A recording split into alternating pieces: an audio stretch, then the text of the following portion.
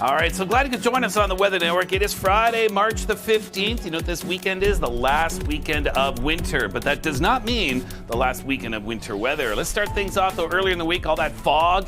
Traveling northbound on Highway 2 there north of Red Deer en route to Edmonton. Thank you, Corey Robertson, for sharing that in. No fog to talk about this morning, so that's nice. At least there's no fog alerts. Halifax, Nova Scotia, beautiful. Look at that. Starting to fit, with the sun shining and the temperatures warming up, just down at the pier, it gets really bustling. So that's a nice sign of things to come.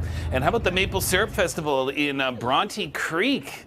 Oh, that's looking nice. Yes, indeed. There's another sign of spring, right? I saw worms this morning. Indeed, yeah. So between the worms, I've seen robins. So the signs of spring already out and about. You've already had a head start on spring-like weather, especially in Ontario, the last number of weeks. And it is still above seasonal today, but there's some changes coming. The warmer air is now moving into Western Canada, and that's where we find our dominant ridge of high pressure. This is jet stream level we're looking at here. So ridges to the north, and then look at that cooler air, our trough digging in. Going to really notice those drop in temperatures late weekend and certainly into next week across central and eastern Canada. And we have a storm system coming in late Saturday into Sunday into the south, and this is going to bring some rain showers for you. It's going to be periods of rain showers, so not a guarantee it's going to pour rain on the St. Patrick's Day parade in Toronto, for example, on Sunday, but it's certainly going to be cooler than the 15 to 20 degrees you've been experiencing.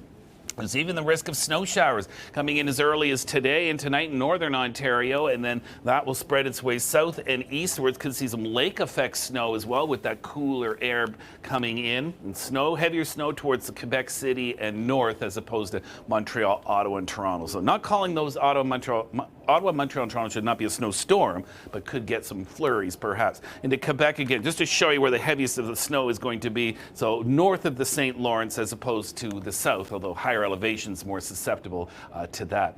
All right, across the prairies, we are looking at temperatures. Look at the temperature divide this weekend between Alberta and the mid-teens on Saturday to minus single digits in Manitoba. And sort of Saskatchewan, closer you are to the Manitoba border, cooler temperatures head towards Alberta, you warm up. And Sunday, not much difference. Look at that, Winnipeg -5, 18 in Calgary. So somewhere in between there is Saskatoon at the freezing mark. And that's all because you are under the influence of that ridge of high pressure that will be dominating across British Columbia, so temperatures going to be warming up. Those freezing levels well over 3,000 meters, but it's going to be sunshine, so you'll be likely skiing in short sleeves or at least in light clothing gear. You don't have to wear the parkas and everything, but the snow will be melting as a result of that warmth. Abbotsford could string together 3 days of 20 degrees Celsius or above before we see temperatures level off to more seasonal values or even a little below mid next week. Edmonton, very mild into Saturday, especially Sunday, Monday, and then by Wednesday, you're sub-zero, and we're looking at snow and could be significant snow in the Rocky Mountains.